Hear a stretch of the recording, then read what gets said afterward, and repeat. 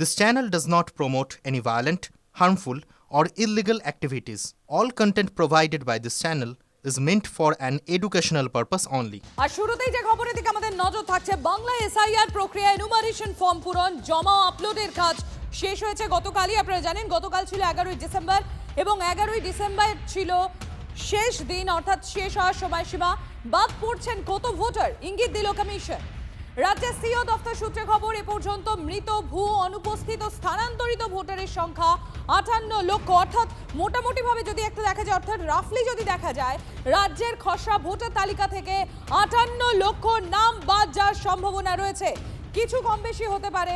কমিশনের তরফে জানানো হয়, এখনো পর্যন্ত প্রাপ্ত তথ্য অনুযায়ী রাজ্যে মৃত ভোটারের সংখ্যা 24,18,699। অন্যদিকে অনুপস্থিত ভোটারের সংখ্যা বেড়ে দাঁড়িয়েছে 12,01,462। এখনো পর্যন্ত রাজ্যে স্থানান্তরিত ভোটারের সংখ্যা 19,93,087 এবং ভুয়ো ভোটারের সংখ্যা 1,37,475। এছাড়া অন্যান্যদের তালিকায় রয়েছে 57,509 জনের নাম। আগামী 16ই ডিসেম্বর খসড়া ভোটার তালিকা প্রকাশ করবে কমিশন। খসড়া যে তালিকা, সেই তালিকায় নাম রয়েছে কিনা কিভাবে নিশ্চিত হবেন, এবার সেই পদ্ধতি জানালো নির্বাচন কমিশন। খসড়া তালিকায় নাম রয়েছে কিনা তা দুভাবে দেখা যাবে, এক অনলাইন এবং দুই অফলাইন। কমিশনের ওয়েবসাইট eci.gov.in, সিইও ওয়েস্ট বেঙ্গলের ওয়েবসাইট ceo.westbengal.wb.gov.in কিংবা ইসিআই নেট অ্যাপে গিয়ে নিজের নাম এবং এপিক নম্বর দিতে হবে, আর তাতেই জানা যাবে খসড়া তালিকায় নাম রয়েছে কিনা। এছাড়া ডিওদের ওয়েবসাইটে গিয়েও খসড়া তালিকায় নাম রয়েছে কিনা তা দেখা যাবে। রাজ্যের সব বিএলওকে খসড়া তালিকার হার্ড কপি দেওয়া হবে। ভোটারেরা নিজ নিজ বুথে বিএলওর কাছে গিয়ে খসড়া তালিকায় নাম রয়েছে কিনা তা যাচাই করতে পারবেন। এছাড়া রাজ্যের স্বীকৃত 8টি রাজনৈতিক দলের প্রতিনিধিদের হাতেও খসড়া তালিকা সফট কপি দেবে সিইও দফতর। তাদের কাছে গিয়েও ভোটারেরা জানতে পারবেন তালিকায় নাম উঠেছে কিনা। কমিশন জানাচ্ছে, খসড়া তালিকা থেকে কাদের নাম বাদ পড়েছে তা নিয়েও পৃথক তালিকা প্রকাশ করা যাবে।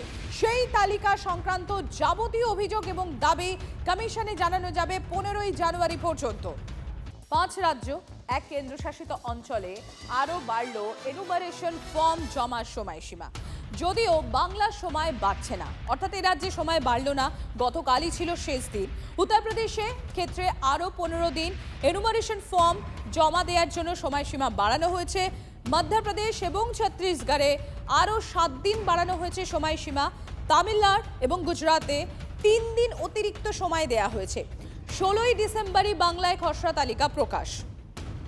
বহুদলে ভোট কেন্দ্র তৈরি নিয়ে কোনো রাজনৈতিক দলের সঙ্গে আর আলোচনা নয়। জেলা নির্বাচনী আধিকারিকদের রিপোর্ট দেখে সিদ্ধান্ত নেবে নির্বাচন কমিশন। আর কমিশন সূত্রে খবর, বহুতলে ভোট কেন্দ্র তৈরি নিয়ে রাজনৈতিক দলগুলোর যে অবস্থান সেটা ভিন্ন। তাদের সঙ্গে আলোচনা করতে গেলে বিষয়টি আরো জটিল হয়ে উঠতে পারে, আর তাই আর আলোচনার পথে না যাওয়ার সিদ্ধান্ত নিয়েছে কমিশন।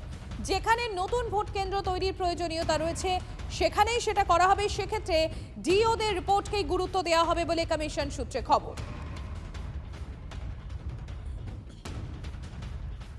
এদিকে এসআইআর এর কাজ দেখতে গিয়ে ফলতায় বেনজির বিক্ষোভের মুখে নির্বাচন কমিশনের বিশেষ পর্যবেক্ষক। কেন্দ্রীয় বঞ্চনার অভিযোগে সি মুরুগানকে ঘিরে বিক্ষোভ দেখান তৃণমূলের মহিলা কর্মী সমর্থকরা। বিকেলেই দিল্লির জাতীয় নির্বাচন কমিশনের রিপোর্ট পেশ সি মুরুগানের। বিক্ষোভের ঘটনায় তুঙ্গে রাজনৈতিক চর্চা। এই ছবিটা দক্ষিণ 24 পরগনার ফলতা। কোনো রাজনৈতিক নেতা, মন্ত্রী বা বিধায়ক নয়, নির্বাচন কমিশনের বিশেষ পর্যবেক্ষককে ঘিরেই ঝাঁটা হাতে বিক্ষোভ গ্রামের মহিলাদের।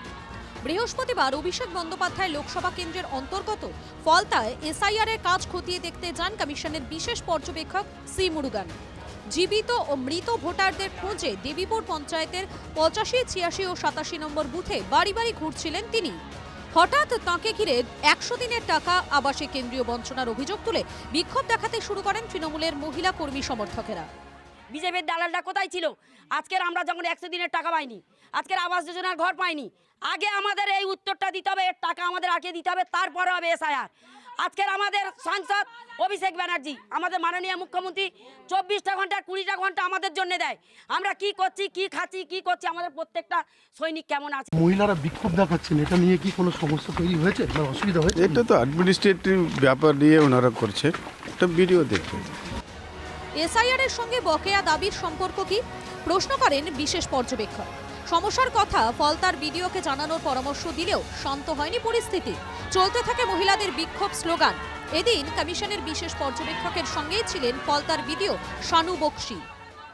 বিক্ষোভ হচ্ছে কিছু, মানে এটা নিয়ে কোনো সমস্যা? না, এটা নিয়ে ইলেকশন রিলেটেড কোনো বিক্ষোভ এটা না। পাড়ার মহিলারা রয়েছেন, ওনাদের অন্য দাবি দেওয়া, ওনারা ভেবেছেন হয়তো অন্য টিম এসছে, কিন্তু এটা ইলেকশনের কাজ হচ্ছে।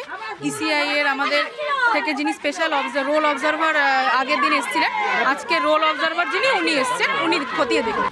বঞ্চনা নিয়ে বারবার কেন্দ্রের বিরুদ্ধে সরব হয়েছে তৃণমূল।